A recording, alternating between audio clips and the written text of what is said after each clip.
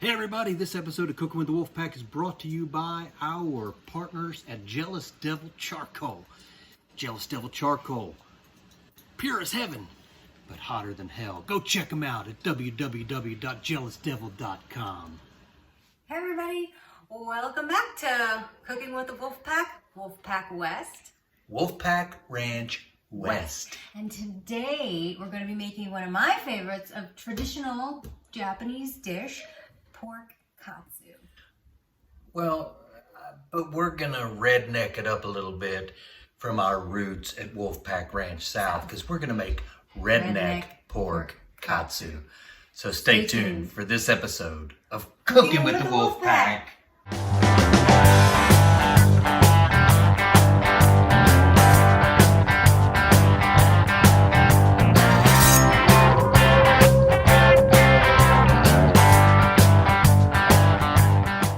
All right, so we're back here on Wolfpack Ranch West. We got Knucklehead here with us that's going to help us walk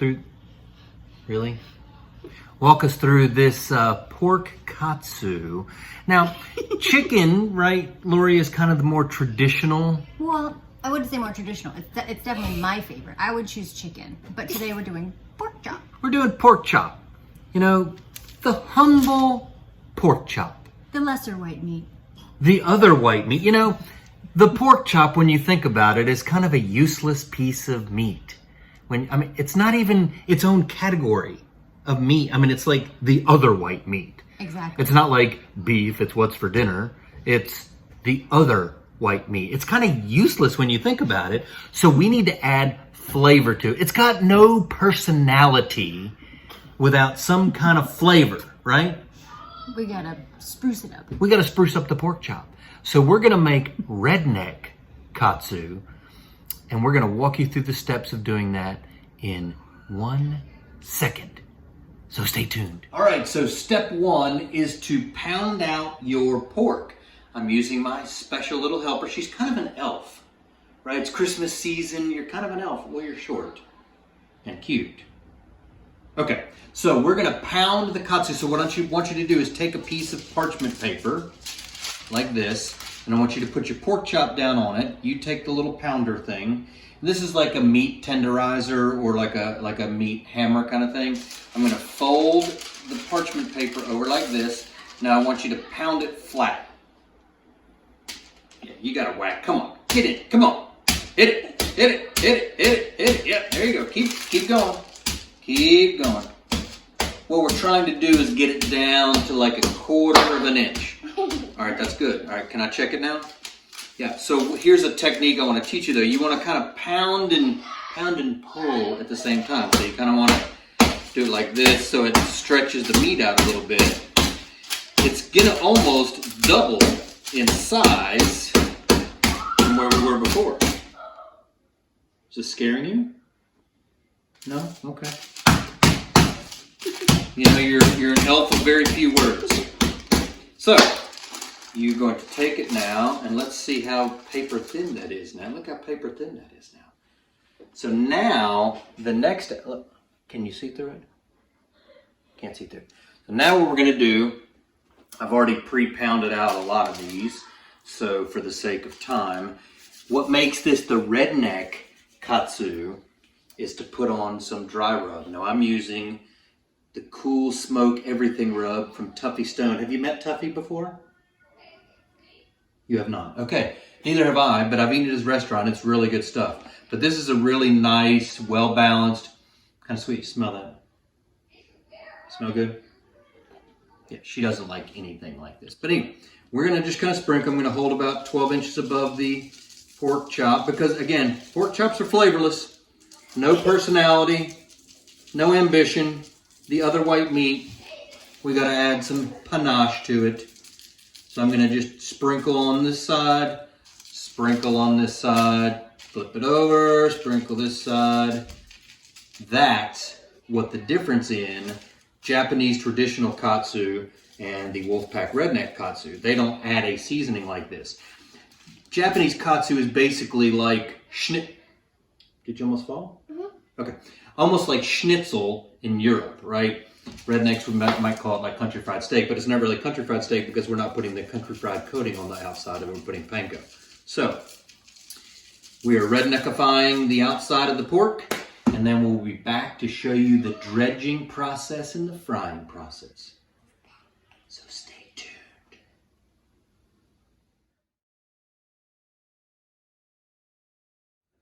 Okay, so we're back and we're ready to start the whole cooking process, right, little Wolfie? We're gonna add the additional redneck flavor, which is the toughy smoked rub, and we're gonna just go ahead and put it right into the flour so we add that additional flavor. So we're gonna go ahead and put that into the flour. Honey, you wanna mix that in just a little bit with this fork? Just kind of stir it in there. So now we got the flavor that's soaking into the meat, and now we also got that extra layer on the flavor. Now this is just a typical traditional dredge, the three-part process for the deep fry, right? So we're gonna dredge in the flour, and then in the egg wash, and then with the panko crust. Now I usually use, okay, thanks, hon. I usually use, true Japanese panko crumbs. They're a little bit thicker. Today I'm using an organic, but it really doesn't matter. You can mix them up. It doesn't matter at all. And the main thing you want to do before you get started is make sure your oil is hot, obviously. Have just enough to kind of coat that in there. We got thin pieces of meat, so they're just going to be fine. You can always tell by how translucent the oil is that it's ready to go. It gets thinned out, but I do like my little trick of using wood, so I could take a toothpick, and when you see the bubbles kind of form around it, or even the back of a wooden spoon, I do that even more often. When you see bubbles forming around there, you know it's ready to fry. So let's get going. Okay. So I know you can put your gloves on. John likes to use gloves. I just kind of like to be minimalist. So I'm going to start with one of these pieces, and I like to use my tongs so I don't get my hands dirty, and I go a light coating of that flour. Just really touch it in there. It's like tapping it in there, and it's going to be just enough. You don't want it thick. You just want it to touch. And then we're going to go right in. You can do the next one, hon. And then you're going to go right into the egg wash and see how it just kind of sits on there. A nice little coating because you had that flour there first, and again you got that extra layer of flavor. And then I'm gonna drop it into the panko. It's gonna stick because we got that egg. Get that nice pretty crust on there. Might cover it up just a little bit, make sure it covers some good holes. There you go. And it's nice and coated. And we're gonna just drop it in the pool. You can see it, hear it frying up. Love it. Yeah. And all we're gonna do is get this to a nice golden brown. So I'm gonna keep doing this. I'm going to fry it up, I'm going to flip it over, nice and golden brown, and then of course I've got my paper towel waiting so we can drain out a little bit of that oil. I'm not going to do any other flavor after that because they have that redneck sauce. So we're going to keep doing this, and we'll see you right back in a minute.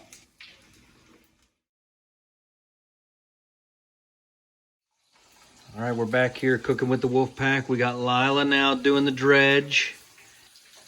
And then Lori, where are we at on those? So we just got a few more. We're just, going one by one and just watching them, make sure they're browning up. I forgot I had a nice, even, medium heat. You want to make sure you're not too hot so it's going to cook evenly, and not too cold so you get a nice brown coating. So this one looks pretty good. We got a brown coating on both sides. We flipped it over once, and we're just going to go ahead and pull that off.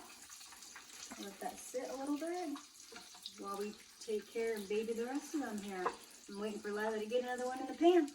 So again, we're elevating the pork chop because, I don't mean to bash the pork chop, but it really does need a lot of help. That's why pork is so prevalent in barbecue, because you're smoking it and you're rubbing it and you're injecting it and you're adding so many flavors to it, because the pork chop itself is often just a boring lump of meat.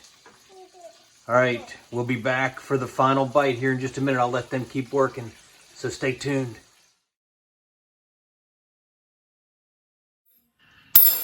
All right, so we walked you through the steps of making a traditional katsu, but it wasn't really that traditional because we redneckified it. Which wasn't hard. No, it's just adding a little seasoning to it. And, a traditional katsu, like a chicken katsu, you're going to eat with a tonkatsu sauce, which is kind of like a barbecue sauce. Yeah, a Japanese barbecue sauce. So we're using a traditional barbecue sauce today. Yep. Right? Yes, we can eat it now. We're going to take a bite to see how it tastes. So you're going fingers, aren't you? That works. I'm dipping into that barbecue sauce. This is one that you made, isn't it? How's it taste? I think so. Oh. You like it? Uh-huh. It's good, isn't it? Mm. See, the Wolfpack always preaches layering flavors. Mm-hmm. If you just went straight pork and fried it, of course it's going to taste good because it's fried, right? But the seasoning that we put on it, and you can use any seasoning. Mm-hmm. This will be really good with the all queued up seasoning with John Lindsay, the all-purpose barbecue rub. But anyway, season it. I think somebody likes it. Season it, fry it. You got a traditional redneck pork katsu. Well, and the key to the katsu is really those panko crumbs. You can't just use any old bread crumbs. Those pankos lighten it up. They're nice and thick, so they're going to stick nicely and give you that real big crunch. Yeah, you got to go panko. You got to go panko. All right. So, are you ready to sign off? I think she is. All right. Until next time, Wolfpack fans. Peace out. Ow. What? Ow. Awoo? Ah. How about ow?